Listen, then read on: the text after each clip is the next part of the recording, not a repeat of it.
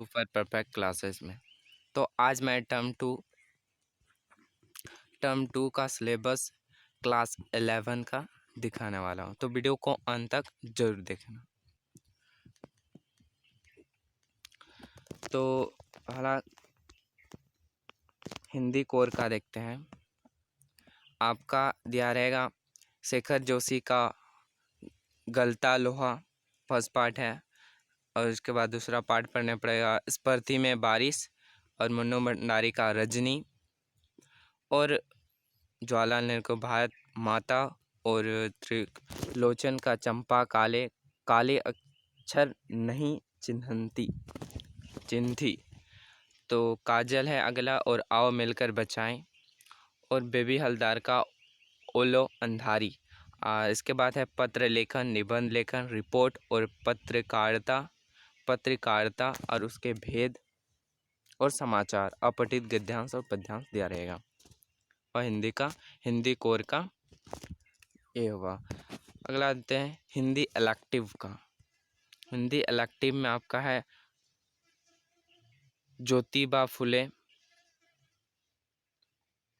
ओम प्रकाश वाल्मीकि का खानाबदोश, और भारतेंदु हरिश्चंद्र का है भारतवर्ष की उन्नति कैसे हो सकती है, और महादेवी वर्मा का है जाग तुझको दूर जाना है, सबके आँखों के आंसू उजले। इसके बाद है नरेंद्र शर्मा का नींद उछट जाती है।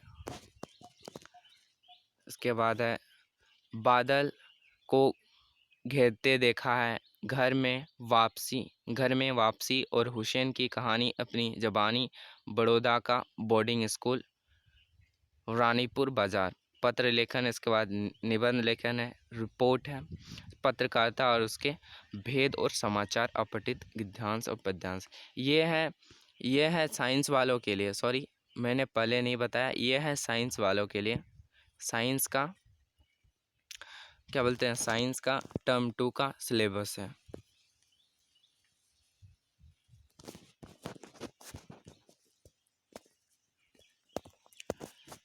इंग्लिश का देखते हैं। इंग्लिश कोर का देखते हैं।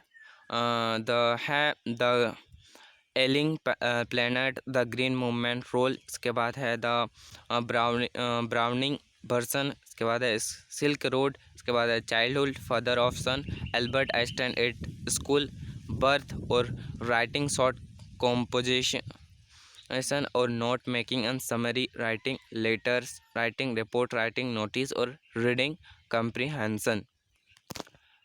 और अंग्रेजी इलेक्टिव का देखिए, पापाची मूथ और glory at wild twilight and the luncheon and the इसके बाद है the world is too much with us. इसके बाद है मदर टंग और हॉकाई रोस्टिंग। इसके बाद है फीलिंग ऑफ बनियान ट्री, अजमाली द टाइगर्स है, और what is a good book and bridge. इसके बाद है the old man and sea. इसके बाद अनसीन पैसेज और पोएम रहेगा, और कॉम्पोजिशन एंड रिपोर्ट आपका। बस इतना ही पढ़ना है आपको। संस्कृत का देख लीजिए। संस्कृत का है पहला है आहार विचार। इसके बाद इस कुत्रास्ति, और इसके बाद है गंधी न स्मरणम, दयावीर कथा। इसके बाद अवबोधनम, धातु रूपानी है पड भू गम दृश अशेव लट रीठ लंग लकार मात्रम। ये सब खाली धातु रूप पढ़ लेना।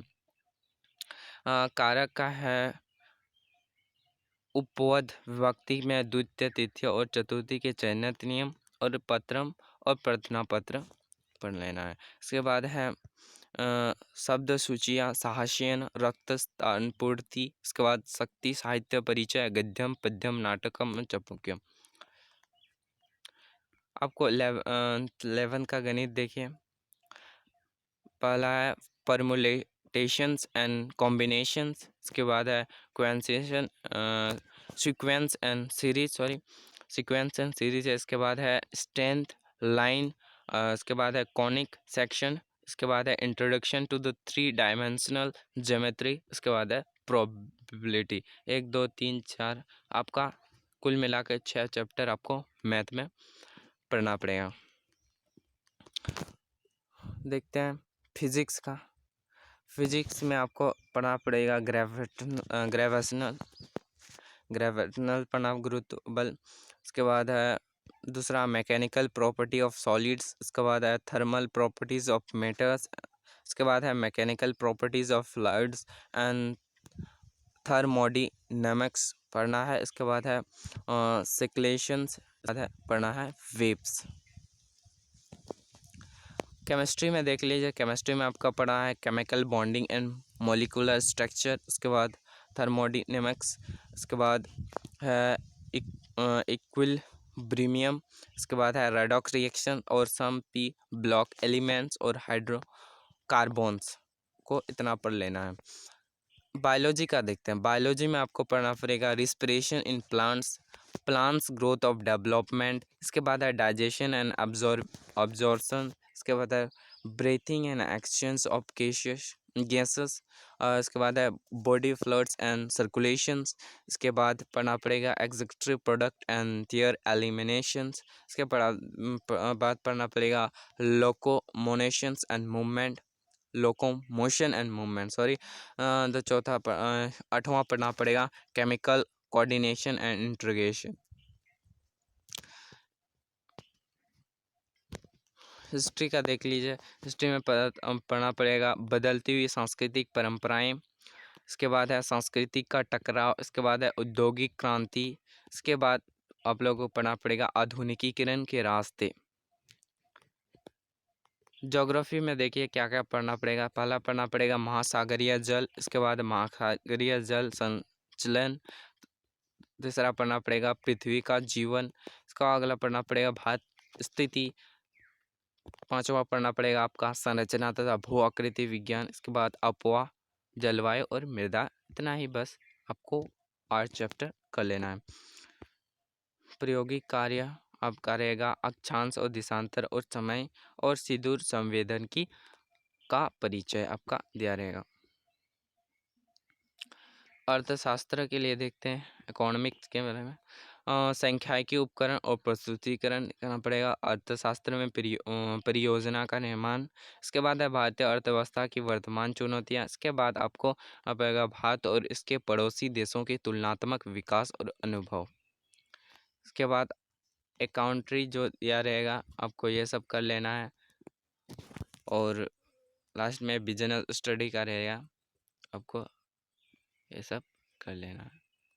होप ये वीडियो आपका हेल्पफुल रहा होगा, तो चैनल पर बने रहिए।